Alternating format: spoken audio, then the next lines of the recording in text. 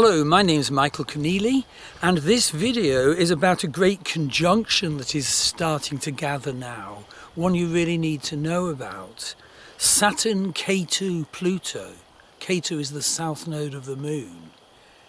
It starts to gather and be felt basically at the eclipse of the 6th of January or the 5th in the United States.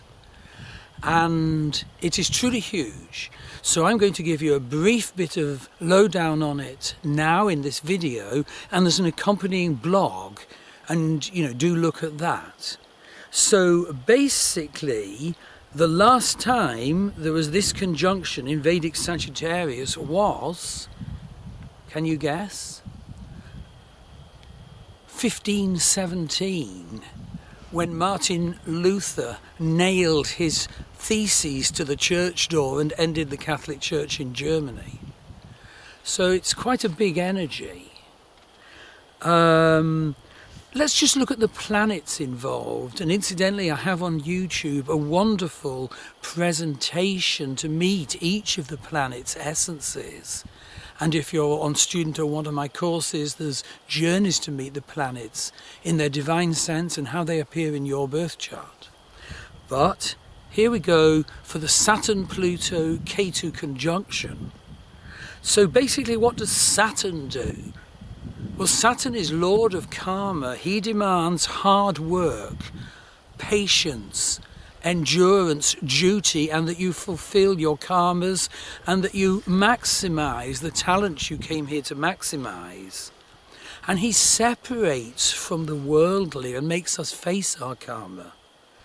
Okay, obviously a friendly guy. So we now move on to the next, and I'm being silly there. I mean, where would we be without Saturn? Positively. But let's move on to Ketu. Well, Ketu, essentially, the south node of the moon, renounces, and Ketu dissolves. So if you have Ketu conjunct your sun in your birth chart, father wasn't there for you, and you might have severe difficulties being king of your own kingdom in your life. And so Ketu sends us meltdowns and pitfalls and downfalls.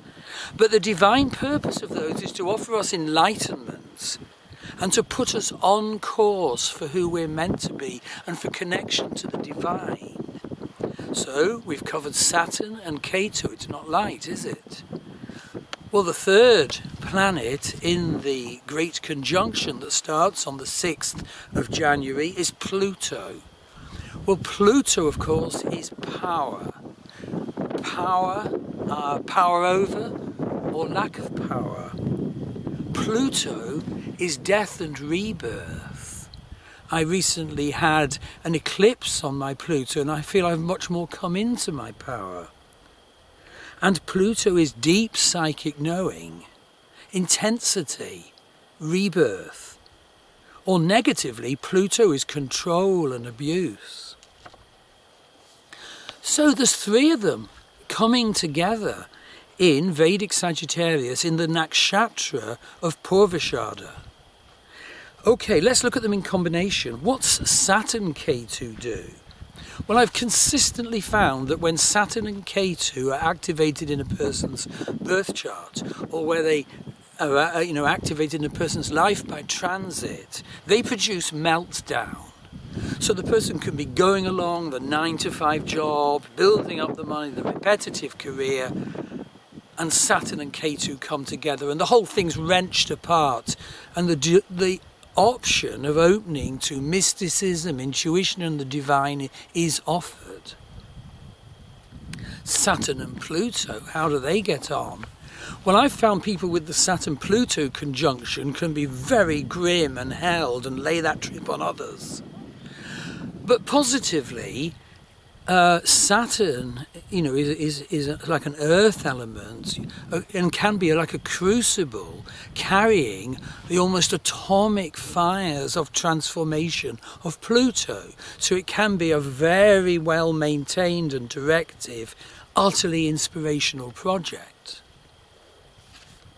Okay, if you haven't had enough, there's Pluto Ketu. Well, that doesn't occur often, but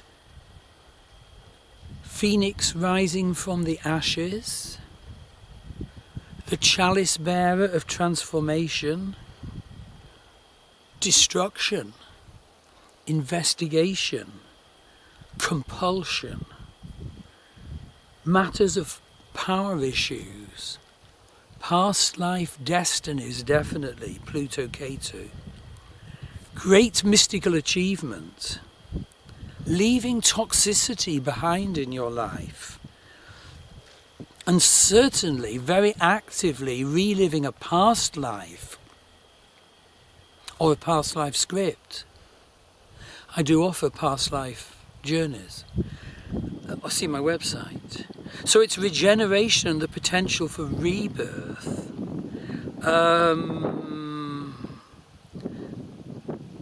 Look for more detail in the attached blog. I must get on for this video. Now the whole point is that from May to July, Mars is actually opposite this huge, great conjunction. Mars is in Gemini opposite, in Vedic Gemini. Indeed, conjunct Rahu, North Node obviously. And so think what that does to people with planets in Vedic Gemini and Vedic Sagittarius.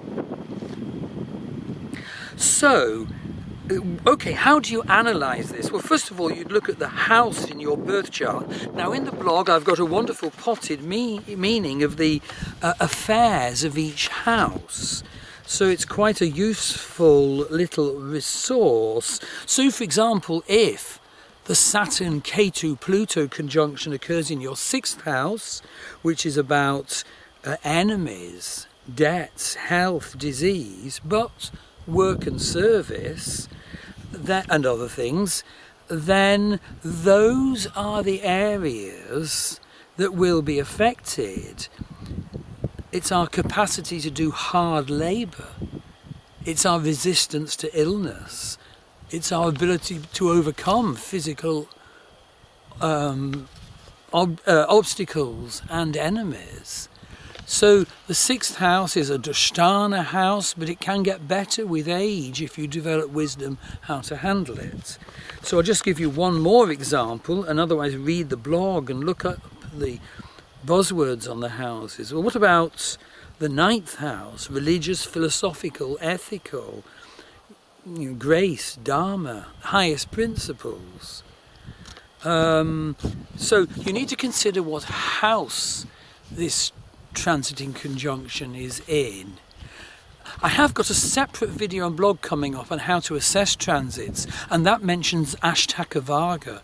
Do look up that. The standing and strength and support you have for dealing with each planet's transit through each house. But I can't go into that in this. And the other thing to mention is the nakshatra it occurs in. So look, if you're affected by this, approach me for a reading, www.starwheelastrology.com, or indeed go on my Foundation Vedic Astrology course, mastervedicastrology.com, or amongst my advanced courses, Nakshatras advanced course, wonderful course going through all the nakshatras and then looking at all the wonderful techniques of analysis using nakshatras. But this great conjunction occurs in Purvashada Nakshatra. And I've got some buzzwords on it in the blog, and like all the nakshatras, I've got a longer presentation video and blog on the internet. So what do we make of Purvashada Nakshatra, where the Saturn Ketu Pluto conjunction occurs? Well, it's sort of quite mixed. I mean, basically there's a sense about them of invincibility. They feel they can sort of smash through, and they can be proud and obstinate and independent. And in fact their symbol is the fan, which denotes superiority if you live in ancient Vedic culture. And they do have a conviction they cannot lose. And of course that can be good or bad. They can be social climbers, they can be quite obstinate or aggressive and blind to their flaws and in self-denial. But on the positive side, and this is only a tiny skim, you need to look at the blog or my Nakshatra post for the full details. They can be creative and talented.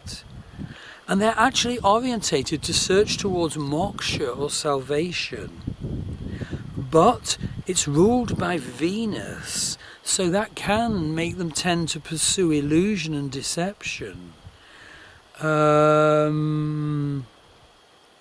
Sometimes, yeah, they can adopt formulaic spiritual packages, I've found. But at its best, Purvashada can bring fame, wealth, fertility and wisdom, inspiration and insight. So the whole point is the Saturn Ketu Pluto conjunction takes place in that milieu, and its effect on Purvashada people, especially Sun, Moon or Ascendant there, will be make or break. So have a look at the blog associated with this video, have a look at my readings website and my courses website, and I look forward to hearing from you. Thank you.